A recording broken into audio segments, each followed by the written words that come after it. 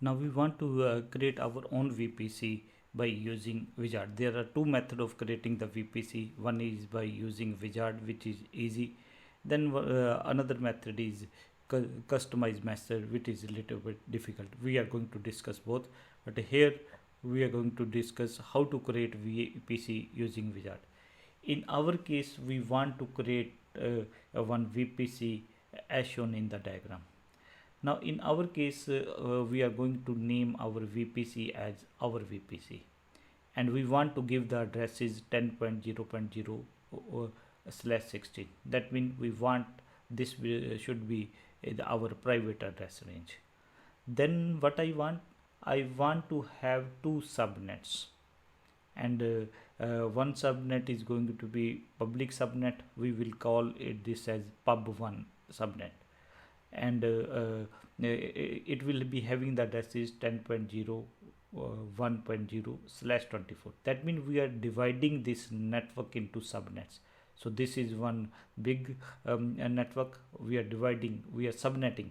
So one of our network is going to be having the private address range 10.0.1.0 slash 24, and another will be our 10.0.2.0 slash 24, and we are going to name it private PRI1. Now when we are going to create, we will be using Wizard. When we are going to launch our instances in public one, what will happen? Automatically it will be given one real IP also, but it will be given one private addresses which will be of this range. Now when we talk about this pub1, because this can access internet, and we can access from internet also. So by default one internet gateway will get created when we are using the Wizard. But now what we required, sometimes if we suppose we are launching some instance on private network. Now what will happen? uh, it will not be able to access, because private mean it is not internet accessible, and if any instance is there, that instance cannot access internet. So what we need to do, we need to give certain internet access to this subnet also. So for that we are going to put NAT gateway. So the advantage of NAT gateway is that the instancing running in this PRI1 subnet, they will be able to connect to the internet for updates, for installing software. But from the internet, the people will not be able to connect to your private subnet. So it provides an internet access plus isolation also. So whenever we are going to create any subnets, it is going to create a routing table. By default our this public it will be associated with one routing table. That routing table will have the entries 10.0.016.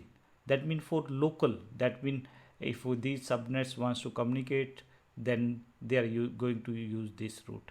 But one default route is there, 0.00 slash 0. That means all other addresses that has to go through their internet gateway. It will be having some name. And with private subnet, what will be the routing table? Again, for local communication 10.0.0, target will be local. Then if for other traffic, what we will do, it should go through the network. And please remember, when we were talking about the default VPC, so in default VPC, if you are going to click, this was our default VPC, this was the range, these were the subnets, 3 subnets available, and there was one routing table also. That was the routing table, and it is written that it is main routing table. And if you are going to see which is associated with, subnet associations. These subnets are associated. And what about the routes? How many routes are there?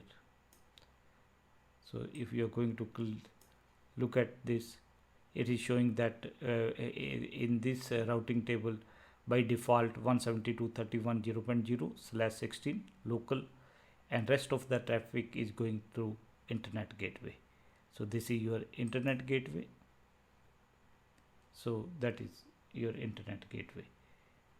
So by default, in default VPC, that is available.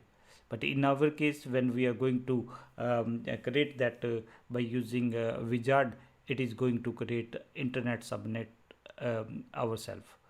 But please remember, there is one NAT gateway also. But in this case, in default VPC, no default gateway is there, NAT gateway. But when we are going to create that by using our Wizard, according to diagram, we will need one NAT gateway also. And please remember, when we are going to create NAT gateway, we will be needing one real IP, permanent real IP, that is called elastic IP. If you are going to look at is there any elastic IP available? Currently no available. So for creating your NAT gateway, we need one real IP that should be of fixed nature. So we have to create elastic IP also. So that is our default VPC routing table, these type of thing. Now what we are going to do, we are going to create an lab, that means one VPC according to our diagram. So step by step we are going to do that.